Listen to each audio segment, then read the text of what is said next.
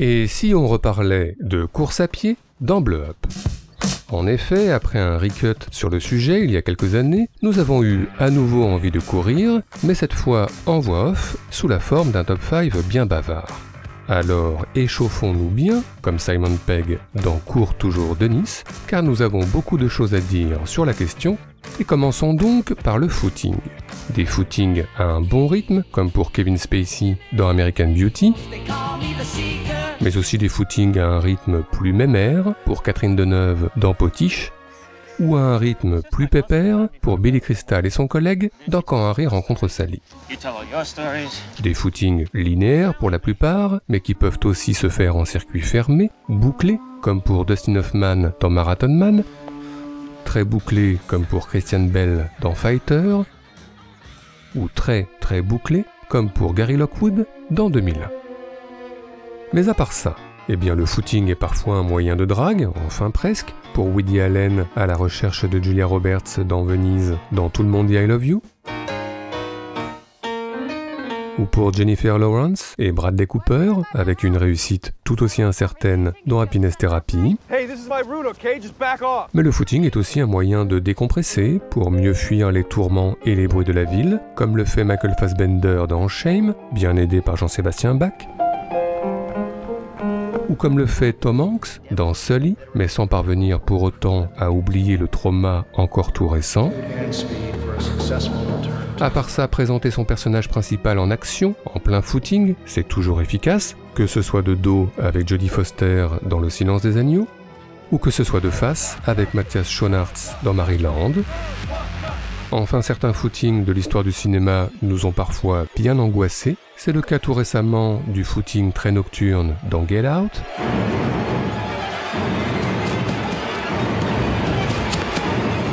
ou dans un registre différent, le footing qui se termine tragiquement en ouverture de Purse.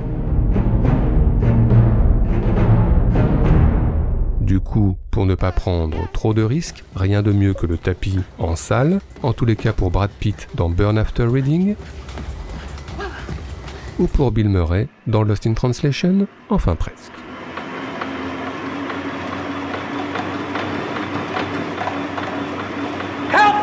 Mais à part ça, eh bien le footing, certes, mais aussi la course en professionnel, car le cinéma est parfois revenu sur le parcours d'athlètes fameux, adeptes de la course à pied. C'est le cas de Hugh Hudson, faisant le portrait de 2 coureurs anglais se préparant pour les JO à Paris en 1924 dans les chariots de feu.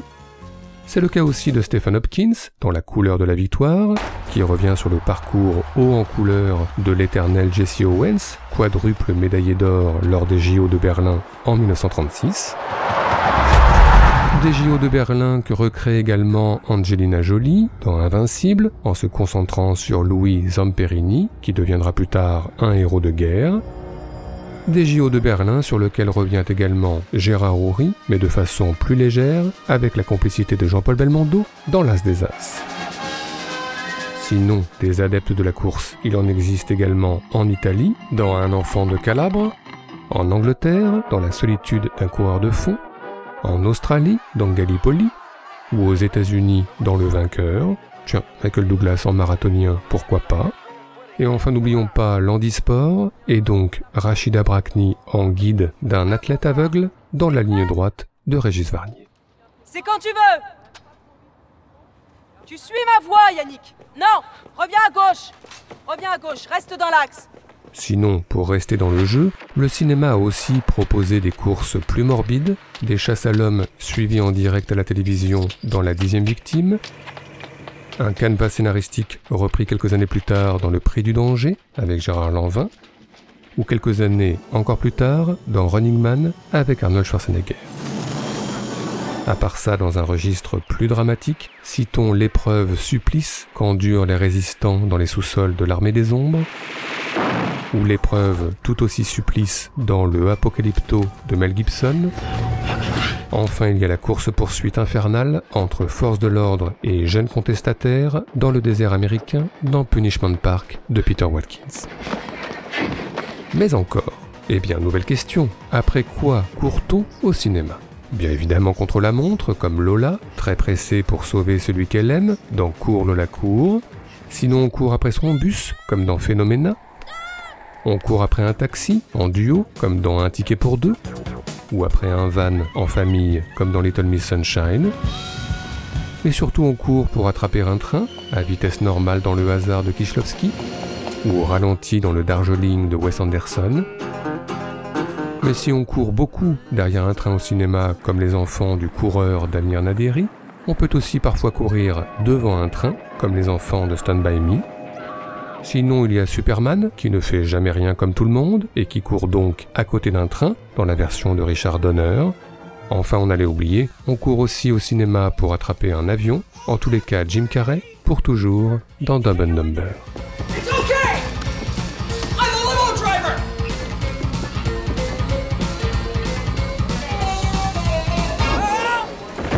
Mais encore, eh bien les courses-poursuites à pied, qui sont légion au cinéma, des courses-poursuites avec, entre deux frères comme dans le Chara de Naomi Kawase, dans les rues de Nara au Japon, mais aussi la plupart du temps des courses-poursuites contre des habitants énervés dans les valseuses par exemple, mais aussi le plus souvent contre les forces de l'ordre, dans le Trainspotting de Danny Boyle, ou tiens, dans le Redoutable de Michel Hazanavicius.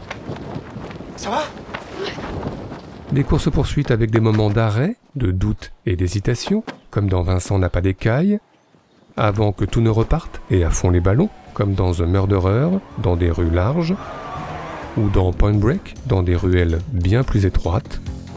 Des courses-poursuites au long cours, où le souffle vient à manquer, comme pour Gene Hackman sur le port de Marseille dans French Connection, le deuxième.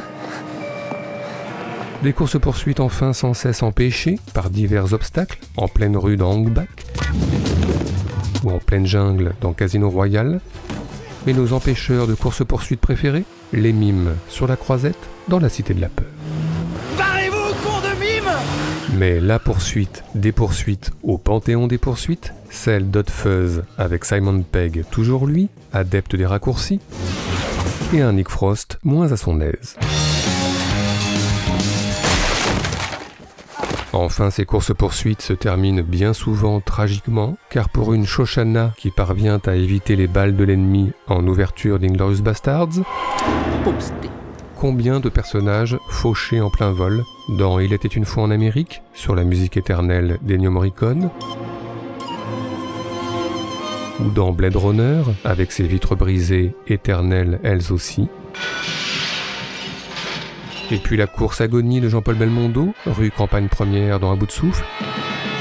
Une scène qui trouve un joli écho au même moment au Japon, dans Le bon à rien de Kiju Yoshida. Enfin la seule, l'unique, la course brisée, et à plus d'un titre, sur la jetée d'Orly, dans La jetée de Chris Marker.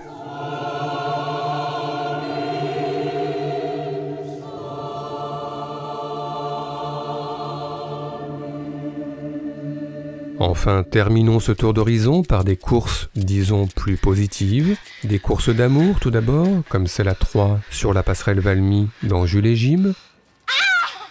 Mais surtout des courses effrénées pour retrouver un amour en suspens, pour Woody Allen à la recherche de Marielle Hemingway dans Manhattan. Ou pour Dustin Hoffman, pas très à l'heure pour retrouver Catherine Ross dans Le Lauréat. Ou encore Nicolas Cage, lui aussi en retard, mais bien aidé par un embouteillage, dans Sailor et Lula. Enfin évidemment, et peut-être avant tout, la course est synonyme de liberté pour le jeune Steve dans les couloirs de l'hôpital dans Mommy, pour le jeune Antoine Doinel s'échappant de son camp de redressement dans Les 400 coups, ou encore pour Vincent Gallo, ex-prisonnier courant dans la neige dans Essential Killing. Courir donc, se libérer, et pourquoi pas d'une certaine façon naître ou renaître, en revêtant la tenue adéquate pour Kristen Stewart dans The Runaways, mais aussi à l'inverse en se débarrassant de ses appareils pour le jeune Forrest Gump dans Forrest Gump, ou en se débarrassant de ses vêtements pour courir nu sur la plage, pour Alain Delon dans Traitement de choc, pour Marina Hans et Jean-Louis Couloche dans La forêt dans Lady Chatterley, ou pour les nuits Atanar-Juat dans Atanar-Juat, des courses nues qui peuvent aussi se dérouler la nuit en pleine ville, en plein Paris, en tous les cas dans Les Poupées russes de Cédric Lapiche, ou dans Les Derniers Jours du Monde des frères Larieux. Quand nous n'y serons plus et quand nous renaîtrons, tous ces trucs un peu fous, tout cela c'est ton style, c'est ton... Bref, si on ajoute la course effrénée dans les escaliers en montée dans Quand passent les cigognes, et la course effrénée dans les escaliers en descente des Chaussons rouges, si on ajoute les danses comme des courses dans On achève bien les chevaux, et les courses comme des danses dans Billy Elliot, et puis la course à fond les ballons au Louvre dans Bande à part, puis dans Innocent, puis dans Visage Village, Ah, c'est beau. sans oublier Tom Cruise dans les rues de Prague dans Mission Impossible, le premier, dans les rues de Xitang en Chine dans Mission Impossible, le troisième, ou dans les rues de Dubaï dans Mission Impossible, le quatrième, et puis les Beatles dans 4 garçons dans le vent, Mike Myers dans Austin Powers, et Buster Keaton dans Fiancé en folie.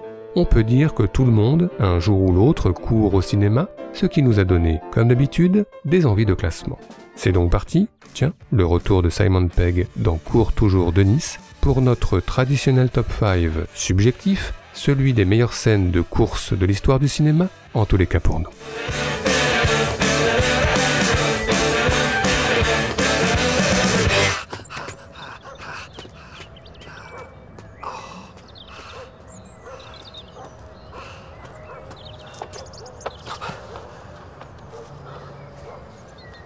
Notre numéro 5, commençons par l'évidence de l'évidence, l'échauffement de Sylvester Stallone dans la série des Rocky, une institution, et plus précisément dans Rocky Balboa, 6e film de la série, une scène à se repasser tous les matins et plusieurs fois.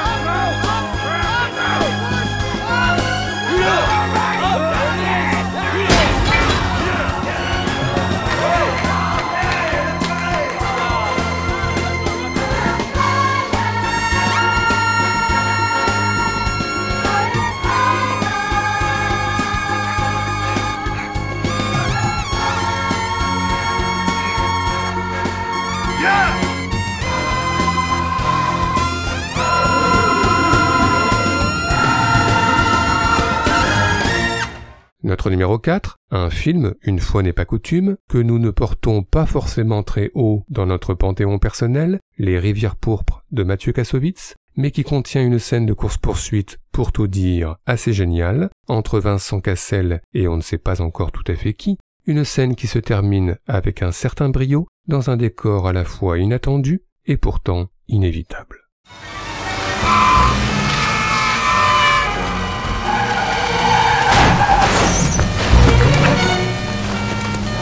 Qu'est-ce qui se passe?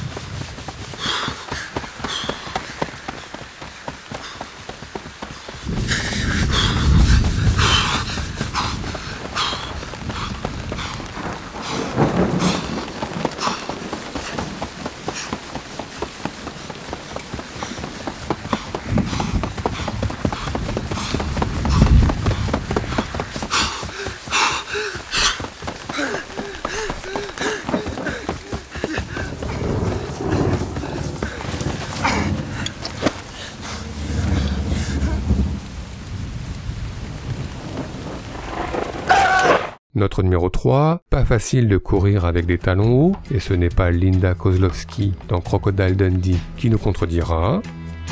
Encore moins facile de courir avec des patins à glace, et ce ne sont pas Will Ferrell et Will Arnett dans Les Rois du patin qui nous contrediront.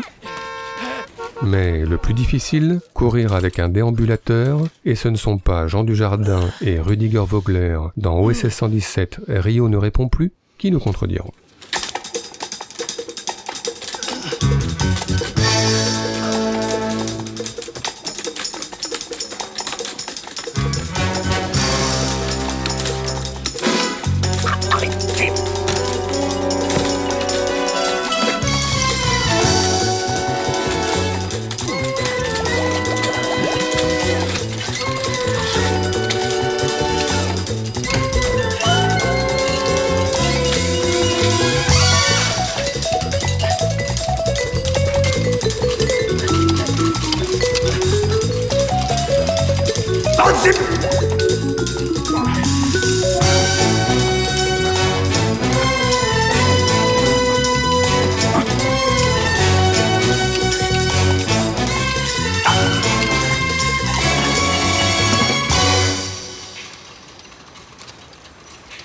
Notre numéro 2 est une évidence et pourtant jamais cité dans Blow Up, Le Dernier des Mohicans de Michael Mann, Daniel Day-Lewis et ses amis qui ne cessent de courir, en montagne, en forêt ou dans la plaine, au moment où les troupes anglaises sont attaquées et qu'il faut sauver Madeleine Stowe et sa sœur, une scène que voici en longueur, course de Daniel Day-Lewis et musique de Trevor Jones oblige, frisson en tous les cas tout à fait garanti.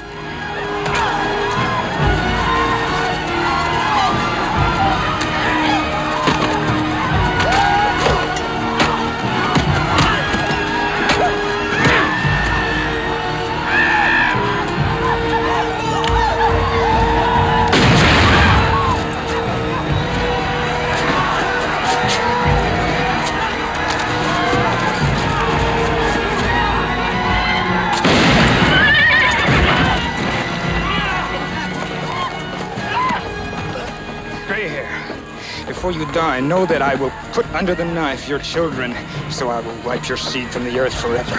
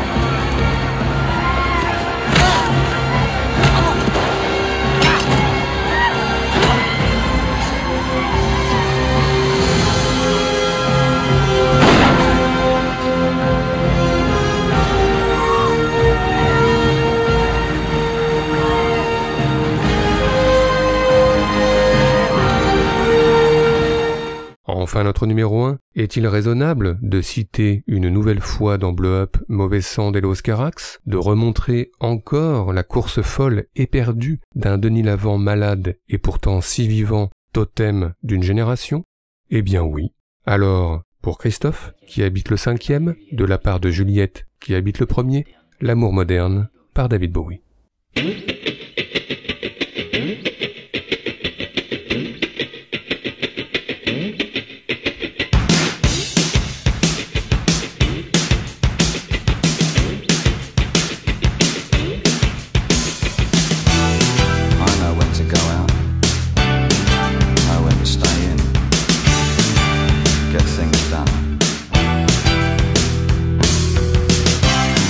I catch a paper boy.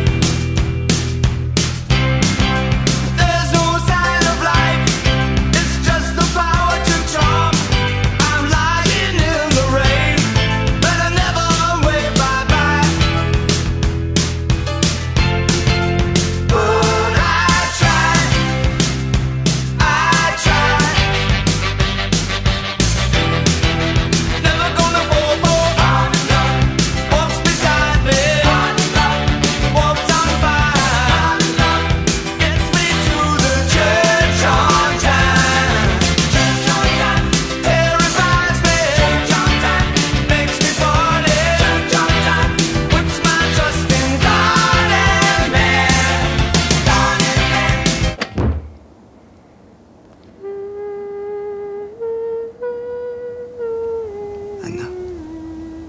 Tu crois qu'il existe l'amour qui va vite?